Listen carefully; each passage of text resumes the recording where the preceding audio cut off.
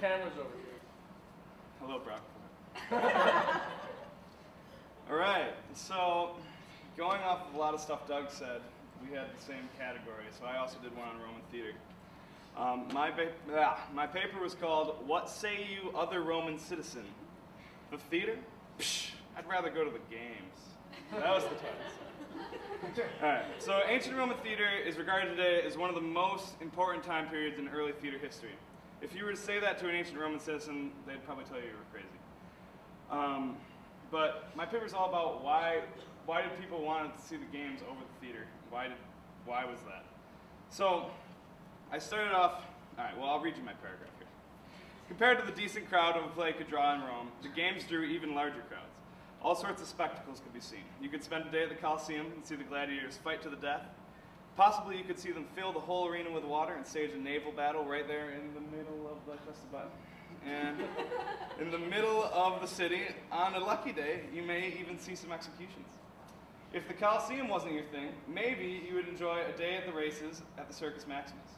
There would be plenty of chariots to go around and around and around. At the end of the day, maybe you could hit the bars, or if you're looking to make friends, the baths were a place to be, clothing optional. So, really, already great reasons. The first evidence I'll be discussing has to do with the size of the venues. The Circus Maximus was said to be built sometime in the 6th century, so like around 600-ish BCE. Romans would love to see like races in this huge structure, and it was estimated to seat over 380,000 people, which is a lot of Romans. The earliest known instances of Roman theater didn't occur until halfway through the 3rd century. So that's like 300 years until theater showed up after the races. So it was right around then when gladiatorial games really started to become popular anyways, but because gladiators could fight anywhere in the city, like in the Forum or anywhere, they would just have them fight in random places. And theater had to happen in like wooden stages that they erected and things like that. So, and those stages could only usually hold like, I don't know, like a few thousand people. But it wasn't until Pompey built the Theater of Pompey, which was the first Roman theater, permanent Roman theater, and it was also the largest. The cavea, which means the seating area where you guys would be sitting like right now, was estimated to be able to hold 27,000 people. So that's really not that many compared to the 380,000 people in the Circus Maximus. So then I went on to explain the behavior of the people at the theater. So did they act cordial and quiet while at the theater as we do today? Were there rowdy fans at the games as there are rowdy fans at today's sporting events? I really looked into what the customary behavior was. It is well known that the theater has always been supported by members of high society. This was true in Rome. However, according to the prologue from the Pinellas, the Roman theater was attended by all social classes. The prologue references the audience, including married women, nurses, slaves, prostitutes, and other lower class members, especially slaves. They were all forbidden to occupy seats. So the theater was, in fact, free, so anybody could go, but people in the lower class had to kind of sit in the back.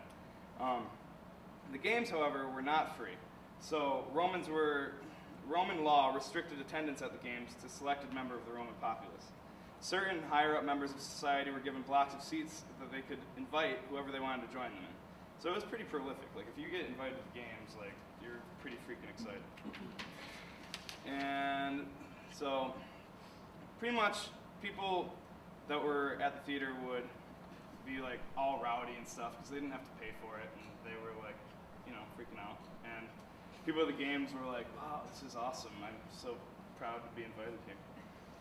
But yeah, so the actors really had a difficult time in keeping their audience interested, and the Roman citizens would often get distracted by things that were occurring in the theater. Like if someone of political stature would arrive, it would cause a great stir throughout the crowd. And as an actor myself, it's like, if you have a great stir throughout the crowd, it's not a good day.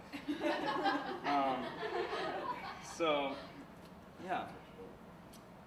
there weren't any kind of refreshments either. Like you couldn't buy a beverage at the theater. Where at the games they had like, you know, hot dog, conehead people. But they like, so you would really get like these plays. Some of them in Roman times were like 3 hours long, like crazy. More than that, like really long plays. Oh hi Sarah, you know, just come on in, whatever. It's okay. I'm not presenting or anything.